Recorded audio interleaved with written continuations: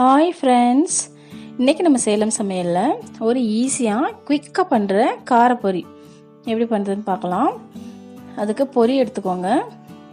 அப்புறமா அதில் மஞ்சள் தூள், கொஞ்சமாக குழம்பு மிளகாய் தூள், அப்புறமா சாட் மசாலா, அப்புறம் தேவையான அளவுக்கு உப்பு, அப்புறமா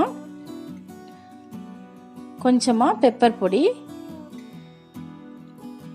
அப்புறம் துருவி வச்சிருக்கிற பீட்ரூட், துருவி வச்சிருக்கிற கேரட், அப்புறம் பொடியாக நறுக்கி வச்சிருக்கிற ஒரு தக்காளி, பொடியாக நறுக்கி வச்சிருக்கிற ஒரு வெங்காயம், அப்புறமா கொஞ்சமாக கொத்தமல்லி, ஒரு கைப்பிடி அளவுக்கு கொத்தமல்லி.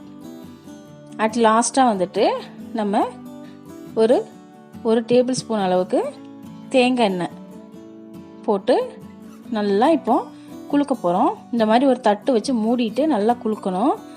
அப்புறமா நான் கை வச்சு மிக்ஸ் பண்ணிக்கலாம். தேங்காய் வந்து லாஸ்ட்டாக ஊற்றணும், இல்லைன்னா பொரி சீக்கிரமாக நமத்துரும். அதனால இது வந்து பெங்களூர் ஸ்பெஷல், நல்லாயிருக்கும் சாப்பிட்றதுக்கு. அப்புறமா நீங்கள் கொஞ்சமாக வேர்க்கடலை போட்டுக்கலாம். வேர்க்கடலை முன்னாடியே போட்டு குலுக்கக்கூடாது, லாஸ்ட்டாக குலுக்குனதுக்கப்புறமா போட்டு இந்த மாதிரி கையில் மிக்ஸ் பண்ணி விட்டுடலாம். அவ்வளோதாங்க, நம்மளோட குவிக்காக பண்ணுற ஒரு ஸ்நாக் ரெடி பண்ணியாச்சு. காரப்பொரி பார்க்குறதுக்கே பாருங்கள் எவ்வளோ கலர்ஃபுல்லாக சூப்பராக.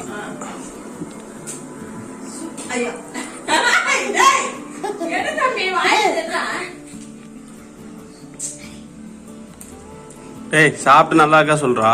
சூப்பர் சூப்பரா இது சொல்லலாம். சூப்பரா இருக்கு. இங்க பாரு, சூப்பர் சொல்லலாம்.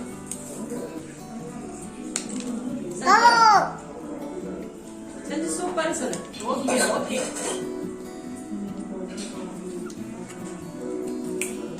பாக்கதான் நான் வரேன்.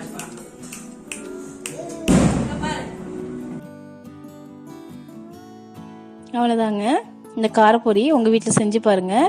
இந்த வீடியோ உங்களுக்கு பிடிச்சிருக்குன்னு நினைக்கிறேன். பிடிச்சிருந்தா கமெண்ட் செக்ஷனில் கமெண்ட் பண்ணுங்கள்.